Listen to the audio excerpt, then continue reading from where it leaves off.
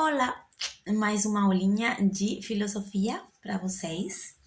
Vamos lá, vamos nos adentrar mais ainda no assunto, no nosso primeiro assunto, que como vocês sabem é a razão, ok? Vamos falar do que é essa razão que tanto se fala em filosofia, né? Que vocês já começaram a trabalhar um pouquinho com o professor Luiz quando falaram dessa passagem do mito ao logos e de como o pensamento racional tinha surgido na Grécia Antiga. Então, vamos agora definir melhor o que seja essa razão, essa atividade racional. Então, no primeiro momento, vamos definir algumas formas, né, que temos de falar sobre o que é razão, tá? Ou seja, como a gente utiliza o termo razão. Então vamos passar por aqui bem rapidinho, porque nosso foco vai ser o que vem depois disso, tá? Mas é bom, a modo de resumo, entender que tem várias formas de usar o termo razão, né? Por exemplo, eu posso dizer para vocês, grupo, eu tenho razão quando eu digo que o verão é a melhor época para estudar. Eu tenho razão disso. O que significa nesse sentido a palavra razão? Significa que eu tenho certeza daquilo que eu estou falando, né? Eu tenho uma convicção, uma certeza. Essa é uma primeira forma de utilizar a palavra razão. Eu também posso falar assim para vocês. Eu tenho uma razão para ir lá em Paulo Afonso. Eu não conheço a cidade, mas agora eu tenho uma razão para ir lá, para conhecer lá. Aí vocês percebem que o termo razão não está utilizado como convicção, como certeza, né? Fica estranho, eu tenho uma certeza de que agora eu vou, ou uma certeza de que eu vou em Paulo Afonso agora. Poderia ser, mas não é o sentido que eu quis dar, né? Se eu digo que agora que eu sou professora do IFEB, eu tenho uma razão para ir em Paulo Afonso, então eu estou falando do termo razão como um motivo, uma causa, alguma coisa que me faz fazer aquilo, uma razão nesse sentido de motivo, de causa, né? Então, parece um pouco com o primeiro sentido, né?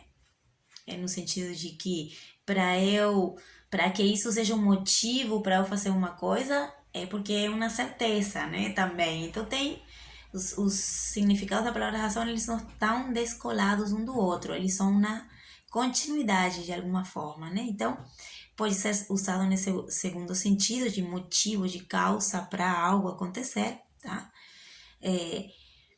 E um terceiro sentido da palavra razão, que é, por exemplo, quando eu falo, olha, eu fui no restaurante e o garçonete, ele trouxe um prato que eu não tinha pedido. Aí eu perdi a razão e xinguei ele todo. E fiquei brava com ele, perdi a razão. Aí eu estou usando o termo razão em um terceiro sentido, que é a loucura, que é o contrário, né? No caso, razão como contrário à loucura. Se eu perdi a razão, ou seja, eu fiquei louca, comecei a gritar, me descompensei, me descontrolei, não consegui controlar minhas emoções, eu digo que eu perdi a razão, ou seja, que a razão seria como esse estado de autocontrole, né? Em qual eu consigo controlar minhas emoções. Quando eu perco a razão, como nesse exemplo que eu di, eu estou, então, na loucura, fora da razão. Então, razão seria esse autocontrole, esse autogoverno que o ser humano tem sobre si mesmo e sobre as suas emoções. Então, aí já temos três sentidos da palavra razão, que agora a gente vai ver que também se relacionam um pouco entre eles, né? E que dão origem ao quarto sentido, que é o sentido que interessa a gente, porque a gente está aqui na aula de filosofia, tá? Então, é o sentido filosófico da palavra razão. Quando eu falo de razão em filosofia, de que estou falando? Então, vamos lá. Eu vou falar uma frase que aparece no livro de Chauí e que vocês podem ali ver e analisar, que é uma frase de um filósofo chamado Pascal. E ele fala assim: o coração tem razões que a própria razão desconhece. O coração tem razões que a própria razão desconhece. Então, nessa frase, eu tenho ali duas formas diferentes de falar razão. O coração tem razões. O que significa que o coração tem razões? Pois significa que ele tem motivos. Ou, aí, utilizando no segundo sentido, motivo, causa. O coração tem motivos para fazer o que ele faz, né? Ou para sentir o que ele sente, né? Ele tem esses motivos. Ou também poderia ser o coração tem convicções, tem certezas, coisas que o coração sabe, sente de verdade, uma convicção. Eu sinto carinho, eu sinto raiva, eu sei do meu sentimento, eu tenho uma convicção, uma razão, né? Que a própria razão desconhece. Qual seria essa própria razão? Aí estamos frente ao quarto sentido da razão. A razão desconhece. Então está falando da razão como essa capacidade, essa consciência que o ser humano tem das coisas da vida, né? Uma consciência da realidade. Então esse quarto sentido da palavra razão seria essa consciência que ela tem uma doble face, ela é uma consciência intelectual e ela é uma consciência moral ao mesmo tempo. Por que é uma consciência intelectual? Bom, porque estamos falando de uma capacidade intelectual de organizar os pensamentos, de calcular, de entender, né? De expressar nossos pensamentos, de explicar. Tudo isso é possível graças à minha atividade racional, né? A essa parte mais intelectual da razão. E tem uma outra dimensão da razão que entra também dentro desse quarto sentido, né? Da razão como consciência, e que seria uma consciência moral, ou seja, uma tendência, né? Que o ser humano tem, por livre arbítrio, por livre escolha, a realizar ações mediadas ou guiadas pelo que a gente acha justo, pelo que a gente acha virtuoso, tá? Então, é essa tendência humana essa orientação humana a controlar os impulsos emocionais e a nos comportar socialmente falando a partir do dever e do virtuosismo, né? Então, por um lado, essa razão seria essa consciência intelectual do pensamento que me permite ordenar, organizar, sistematizar e expressar meus pensamentos.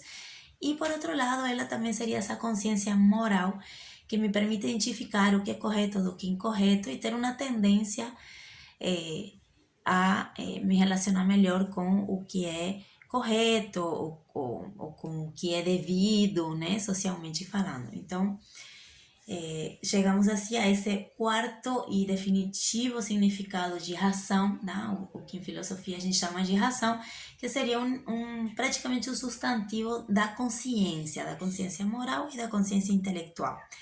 Dito tudo isso, resumidamente, né, que foi a introdução ao assunto, né, que é um conceito um pouco de razão, vamos ver o que significa a palavra razão etimologicamente. Por que é importante ver a etimologia? Bom, porque se ela surgiu lá com os gregos na antiguidade, né, e foram eles que nomearam a razão, então vamos entender um pouco a que se referia, né, na sua origem, na sua etimologia, né, na sua constituição como palavra, né, como se foi constituindo. Então, assim, a gente tem aqui que razão, ela vem diretamente, a palavra razão, como a gente conhece hoje, ela vem diretamente do latim ratio, tá? Aí a similitude, ratio, razão. Ratio, por sua vez, vem do verbo reor, tá? Que já vou falar o que significa, reor. Mas essa palavra ratio, a verdade, é uma tradução latina do termo grego logos. Então, razão vem de logos, do termo grego logos, que vocês viram com Luiz, que o logos era essa nova forma de pensamento racional, que se diferenciava de um pensamento mítico, que se diferenciava da fé, que se diferenciava de várias outras formas de saber e de conhecer a realidade, e que tem a ver com, no caso, a palavra grega logos, ela vem do verbo legem, que é sinônimo do verbo latino, ou seja, o verbo latino é a tradução desse verbo grego, lechen, que significa contar, calcular, reunir, distinguir. Tudo isso significa o verbo lechen. Então, o que é que isso significa? Que em sua origem se utilizou esse termo para definir essa atividade intelectual de calcular, de organizar, de juntar, de separar o que é diferente, né? De calcular as diferenças, as medidas. Então, tudo isso que a gente chama de atividade racional, né? Por isso que se bota esse nome, né? Logos, para essa atividade, né? Como vocês viram, que deixa o mito e se passa para essa nova forma de consciência, né? Que é uma consciência racional, o logos, que será mais tarde traduzido para o latim como ratio, e dali a nossa palavra razão, né? Então, muito bem, temos então mais ou menos uma primeira aproximação ao que seria a razão, né? Essa consciência intelectual e moral, que vem de um termo grego que originariamente significava contar, calcular, juntar, distinguir, ou seja, faz referência a essa capacidade, né, do ser humano de ir além desse primeiro conhecimento mundano, esse primeiro conhecimento, né, que a gente tem da realidade só pelos sentidos. E a razão vai além desse conhecimento dos sentidos. Ela procura calcular, organizar, sistematizar. Aí temos um monte de outras capacidadezinhas, né, que são próprias do pensamento racional, da razão. E ela, então, por ser uma atividade com todas essas características que a gente está vendo aqui, ela se diferencia de outras formas, né, do pensamento, porque o pensamento, razão, não é sinônimo de pensamento. A razão tem essa capacidade, essa consciência de organizar os pensamentos de forma, como a gente falou. Mas os pensamentos, eles são mais amplos, eu tenho outros tipos de pensamentos, certo? Por exemplo, eu posso ter, por exemplo, eu posso pensar assim, ó, sim, os imigrantes são todos ladrões, é tudo ladrão, imigrante. Eu posso ter esse pensamento.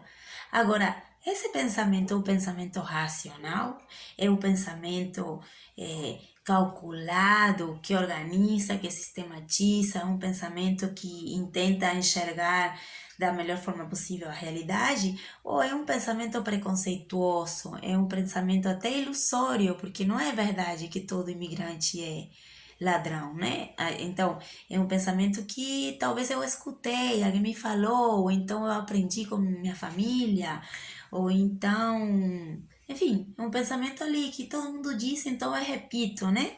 O que seria uma mera opinião, certo? Tão de moda hoje nas redes sociais que a gente encontra muitas opiniões, meras opiniões, descritas como se fossem a mais pura verdade científica, mas que a gente sabe que não é, que é uma mera opinião. Então, esse conhecimento racional, vamos diferenciar ele, tá? De uma mera opinião. Ou seja, o que seria uma mera opinião?